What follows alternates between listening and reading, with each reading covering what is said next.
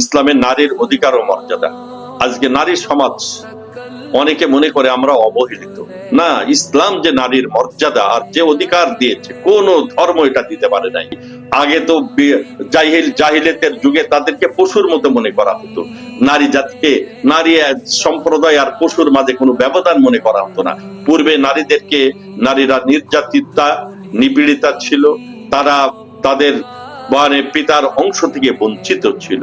অন্যান্য ধর্মে নারীদেরকে এতটা মর্যাদা দেওয়া হয় নাই যত মর্যাদা ইসলাম দিয়েছে। মহান আল্লাহ তাআলা সূরা নিসার প্রথম আয়াতের মধ্যে ইরশাদ করছেন, যে আয়াতে কারিমা আমি তেলাওয়াত করেছি। মহান আল্লাহ তাআলা বলেন, হে লোক সকল, ইত্তাকু রাব্বাকুমুল্লাযী খালাকাকুম মিন নাফসিন ওয়াহিদা, তোমরা ভয় করো তোমাদের ওই রবকে, ওই সত্তাকে, যিনি একই ব্যক্তি থেকে আল্লাহ তাআলা সৃষ্টি করেছেন তোমাদের সকলকে। ওয়া খালাকা মিনহা যাওজাহা, আর তার থেকে তার জোড়া, তার সঙ্গিনী আল্লাহ তাআলা হাওয়া আলাইহা সালাতু ওয়াস সালামকে সৃষ্টি করেছেন। ওয়াবাত্তা মিনহুমা রিজালান কাসীরা ওয়া নিসাআ, অতঃপর উভয় থেকে আল্লাহ সমগ্র পৃথিবীতে নর নারী আল্লাহ তাআলা প্রসারিত করেছেন। সেই মহান আল্লাহকে তোমরা ভয় করো। আল্লাহ তাআলা আদম আলাইহিস সালাম, মা হাওয়া, উভয়কে আল্লাহ এতটাই মর্যাদা দিয়েছেন যে আল্লাহ তাআলা নিজে কালামে পাকে ইরশাদ করছেন, ওয়ালাকাদ কাররামনা বানি আদম, আমি আদম সন্তান সকলকে, নর নারী সকলকে আমি মর্যাদাশীল বানিয়েছি। একজন পুরুষের যেমন মর্যাদা আছে, ওই নারীরও ঠিক একই রকম মর্যাদা রয়েছে। যার ফলে নারীর মর্যাদা সম্পর্কে আমরা জানবো। নারী জাতিকে আল্লাহ তাআলা বিভিন্ন পর্যায়ে আল্লাহ তাআলা মর্যাদা দিয়েছেন।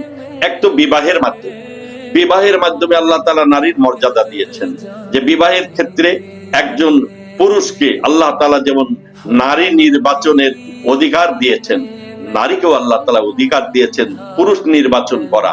আল্লাহ তাআলা বিবাহর সূত্র, বিবাহ বন্ধনে আবদ্ধের মাধ্যমে নারীর মর্যাদাকে আল্লাহ তাআলা উচ্চ করে দিয়েছেন। কালামে পাকে আল্লাহ তাআলা এই লক্ষ্যে বলছেন, ফানকিহু মা তাবা লাকুম মিনান নিসা, তোমরা নারী সম্প্রদায়ের মধ্যে যাকে ভালো মনে হয়, নারী জাতির মধ্যে যাকে ভালো মনে হয় তাকে তোমরা বিবাহ করো। বিবাহের মাধ্যমে আল্লাহ তাআলা নারীর সম্মান বৃদ্ধি করেছেন, তাকে মর্যাদা দিয়েছেন। স্বামী অনুরূপ 2 নম্বর, স্বামী নির্বাচনের ক্ষেত্রেও আল্লাহ তাআলা নারী জাতিকে মর্যাদা দিয়েছেন, যে নারীর একটা অধিকার, নারীর একটা মর্যাদা রয়েছে। যে পুরুষ যেমন তার স্ত্রী নির্বাচন করবেন, স্ত্রীর জন্য তার পুরুষ পাত্রকে নির্বাচন করা তারও একটা মনের চাহিদা থাকতে পারে। যদি অস্বীকার করে এই বিবাহতে আমি রাজি না, তবে জোর করে তাকে বিবাহ দেওয়া ইসলাম অনুমতি দেয় নাই। আর জোর করে যদি বিবাহ দেওয়া হয়, তাহলে ওই বিবাহ কবুল মানে সহিও হবে না। সেজন্য নবীজি সাল্লাল্লাহু